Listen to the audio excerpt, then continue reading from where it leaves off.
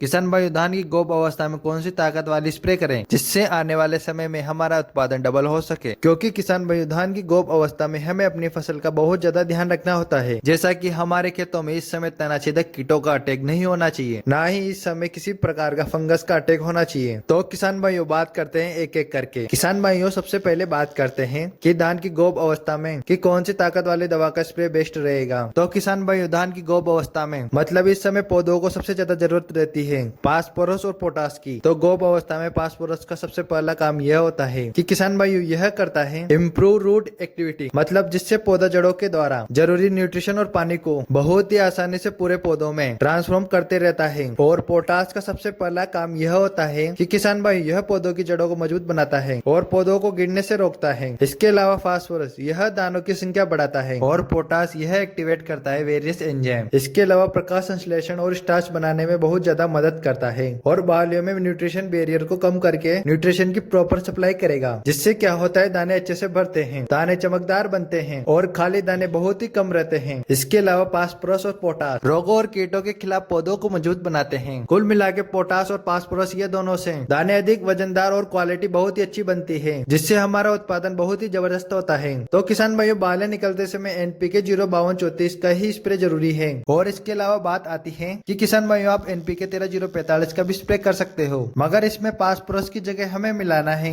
Nitrogen. और इसका spray तब करना चाहिए जब पानी निकल जाए और लगभग पोलिनेशन कंप्लीट हो जाए। मतलब आप ऐसे समझे कि मिल्क स्टेज में जब दानों में दूध भर जाए तब आप एनपीके 13-045 का स्प्रे आपके बहुत ही बेस्ट रहेगा। क्योंकि किसान भाइयों बालें निकलने के बाद पौधों को थोड़ी मात्रा में नाइट्रोजन की आवश्यकता होती है और बहुत ही ज्यादा मात्रा में पौधों को पोटास की जरूरत रहती है, जिसके लिए एनपीके 13-045 का स्प्रे बिल्कुल बेस्ट होता है। तो किसान भाइयों जितने भी एनपीके स्प्रे होते हैं इन सबकी परसेंटेज फसल के हिसाब से डिसाइड होती है कि किसान भाइयों कौन से अवस्था में कौन से एनपीके का स्प्रे करना चाहिए, तब जाके अपनी फसल से प्रॉपर पैदावार ले सकते हैं। मतलब जितनी फसल में क्षमता होती है हम उतनी ही पैदावार ले सकते हैं। तो किसान भाइयों इस तरीके से आपको धान की गोप अवस्था में बहुत ही ज्यादा ध्यान रखना होता है कि किसान भाइयों कौन सा स्प्रे कब करना चाहिए, तब जाके धान की बालियों में दाना जबरदस्त बनेगा और अपनी फसल से एक बम्पर पैदावार ले सकेंगे। बाकी बात करें इसकी सही डोज के बारे में, तो किसान भाई इसकी सही डोज हमें लेनी है 1 से 1.5 किलोग्राम को 125 से 150 लीटर पानी के हिसाब से उपयोग करना है। किसान भाइयों मेरे द्वारा दी गई जानकारी आपको अच्छी लगी हो तो लाइक कमेंट शेयर सब्सक्राइब जरूर करें।